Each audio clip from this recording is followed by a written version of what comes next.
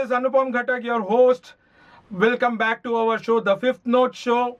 और आज हमारे साथ सिद्धार्थ मिश्रा जी हैं जो उड़ीसा से हैं and he is a very good friend of mine and by the way we share the same birth date that is please guess. हम लोग बर्थ डेट अभी नहीं बोलेंगे, बाद में बोलेंगे. आपके कमेंट्स में डालिए. इतना बोल देता हूँ, एक हिंट दे देता हूँ, जून में है तो आप लोग गेस करिए और प्लीज कमेंट में डालिए दोनों का बर्थ डेट हम लोग क्या शेयर करते हैं. नमस्ते सिद्धार्थ जी. नमस्ते. Welcome back. नमस्ते अनुपम जी. आप पूरा लॉकडाउन आप उड़ीसा में थे, अपने घर गए थे. जी जी जी. एंड अपने बारे में कुछ बताइए लोगों को. बेसिकली तो मैं उड़ीसा से ही हूँ. मेरा स्कूलिंग वगैरह सब वहाँ पे ही हुआ and I am a BTech mechanical engineer. अच्छा.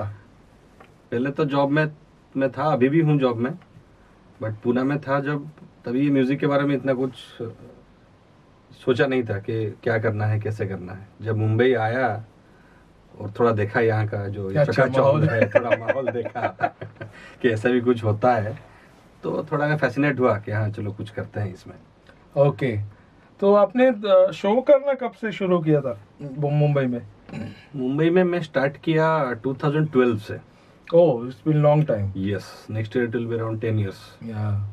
और जब मैं एज ए ऑर्गेनाइजर करके यहाँ पे आया, I was the youngest organiser that time. अच्छा. यस. ओह, तो मुझे एक बात बताइए, जब आपने सोचा, आपके दिमाग में आया कैसे कि शो करेंगे? अदरवाइज मतलब ऑफ कोर्स आप फैसिनेट हुए थे मुंबई में जो भी म्यूजिकली जो भी चल रहा है ये, बट आपको दिमाग में कैसे आया कि, या फर्स्ट टाइम कैसे आया कि कैसे शो करूं? आइडियाज कैसे आया ये सब, मतलब किस तरह से करना है शो?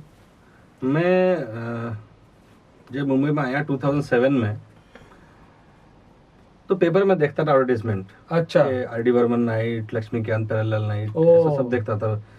लेकिन मुझे ऐसा लगता था जैसे वो ये कलकत्ता उड़ीसा साइड में, वो मतलब गणपति के साइड में एक वो मेलोडी होता है. करेक्ट. वो टाइप में मुझे लगता था कि ऐसा ही कुछ होगा. तो मैं एक साल तो गया नहीं देखने के लिए.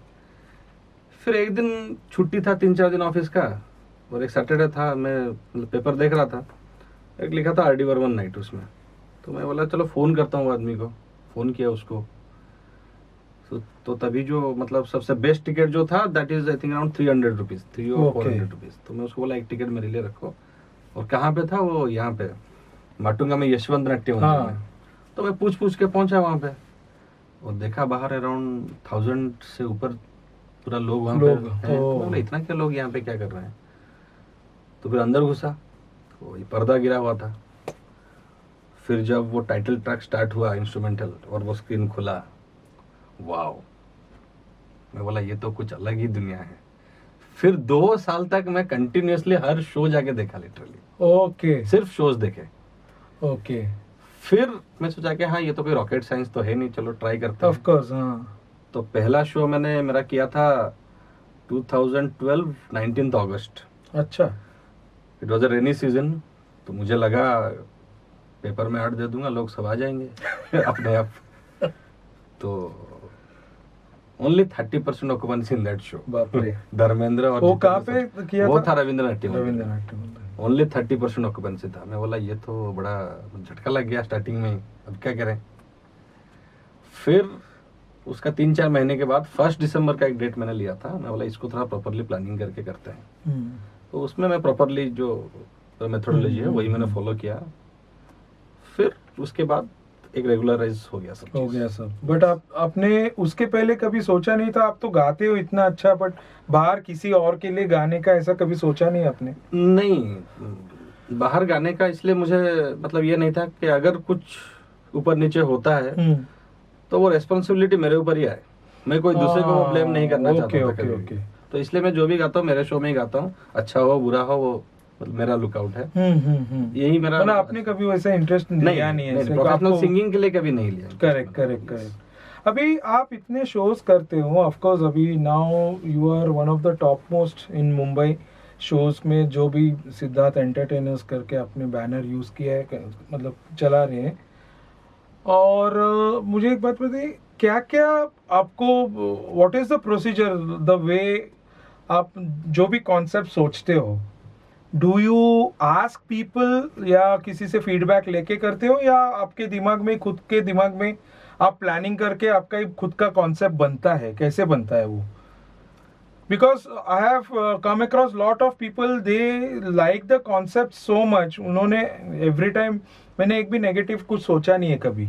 तो आई ऑलवेज हैव वंडर्ड कि ये कैसे दिमाग में आता है concept, because I will tell you why. Technically myself being a musician, तो मुझे कॉन्सेप्ट फटाफट ऐसे सूझता है, बिकॉज उसी में हूँ। Correct correct. बट आपका प्रोफेशन, आप बीटेक हो, आप वो ये प्रोफेशन में आप फुल्ली नहीं है, बट एज अ हॉबी और ऐसे साइड ये करते हो, तो वो कैसे दिमाग में प्रोसेस, थॉट प्रोसेस कैसे होता है उसका?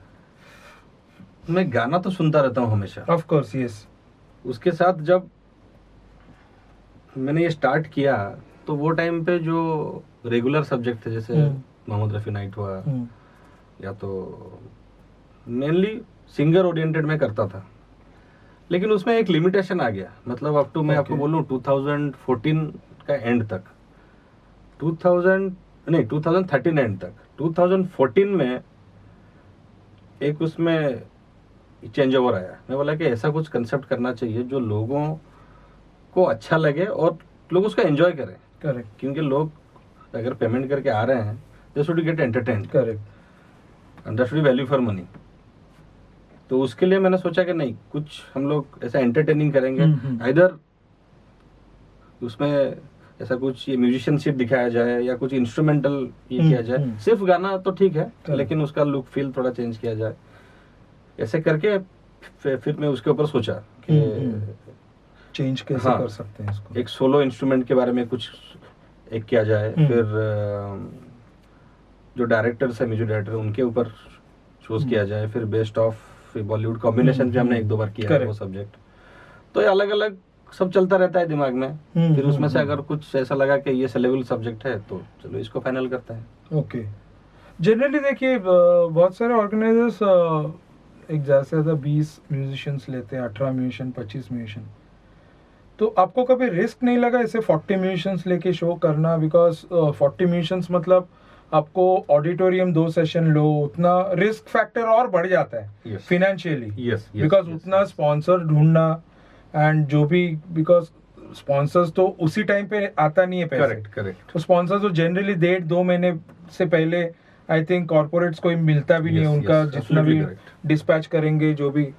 तो आपको कैसे लगता है, मतलब do you have that liquidity to handle that capacity to handle the whole thing? अगर लॉस हो रहा है तो I will be able to handle, और do you have good relations, good rapport with the musicians and singers की हाँ संभाल लेंगे, मैं 2-3 महीने में दे दूंगा, ऐसा मतलब कैसे आप उसको हैंडल करते हैं? नहीं, ऐसा कभी सिचुएशन तो आया नहीं मेरे साथ। मेरा फर्स्ट मोटिव यही था कि मैं लोगों के पास अच्छा म्यूजिक पहुंचाऊं। एक सेल्फ सेटिस्फेक्शन है। मुझे खुद को 20 म्यूजिशियन में आई एम नॉट सेटिस्फाइड। तो एक बार वो अकोस्टिक साउंड में आ गया, मतलब समझ में आ गया, तो मैं बोला कि नहीं, अगर अभी करना है तो अच्छे से करना है, नहीं तो नहीं करना है। करेक्ट। इसके साथ अगर उसका लिक्विडिटी की बात करते हैं, प्लानिंग इसमें बहुत जरूरी है। Right. How you plan things. True. क्योंकि आपका सारा एक्सपेंडिचर जो है वो एक दिन में तो खर्चा नहीं हो रहा है, आपका फेज वेज मैनर में कुछ जाएगा। तो वो फाइनेंशियल प्लानिंग उसके लिए बड़ा जरूरी है। Yes, and I am fortunate that कुछ स्पॉन्सर्स ऐसे हैं जो हमारे साथ थ्रू आउट द इयर्स हमारे साथ एसोसिएट रहते हैं। करेक्ट। तो यही प्रोसीजर मैं फॉलो करता हूँ फिलहाल। तो आपको कभी ऐसे कठिनाई ऐसे कभी आए नहीं है, मतलब कभी लास्ट मोमेंट टेंशन हो जाता है ना? हाँ। कि कभी हाँ होता है ऐसा कि कभी अगर स्पॉन्सरशिप है तो टिकट नहीं बिक रहे हैं।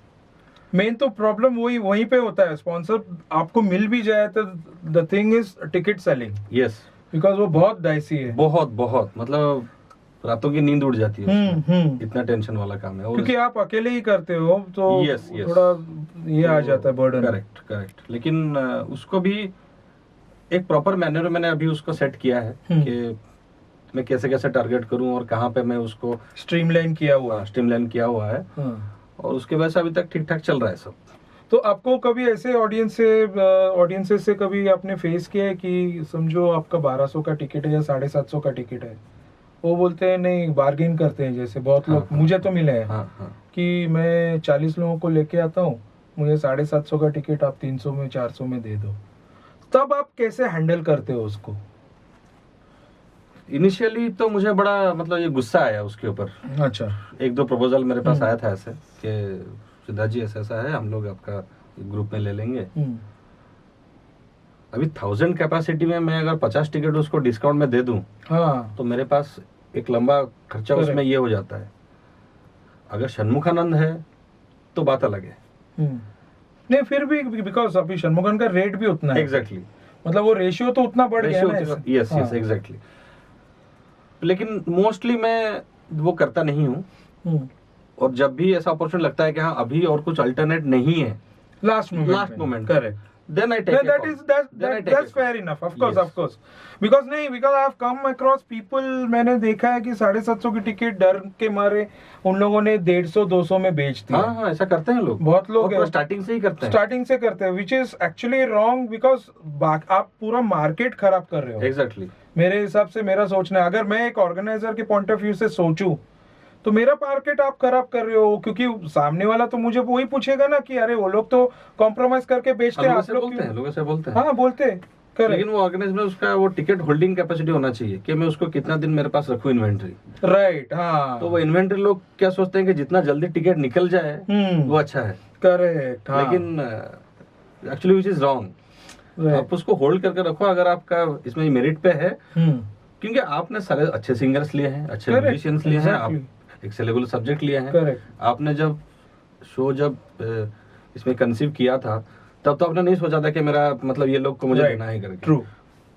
तो मैं एक अपना मतलब एक कन्विक्शन में चलता हूँ कि हाँ होने वाला है। और वो फेथ होना जरूरी है। ऑफ कोर्स खुद के Exactly. नहीं तो क्या होता है, ऐसा लगेगा खुद के ऊपर ही आपको फेथ नहीं, आप क्या कर, कॉन्फिडेंस नहीं है।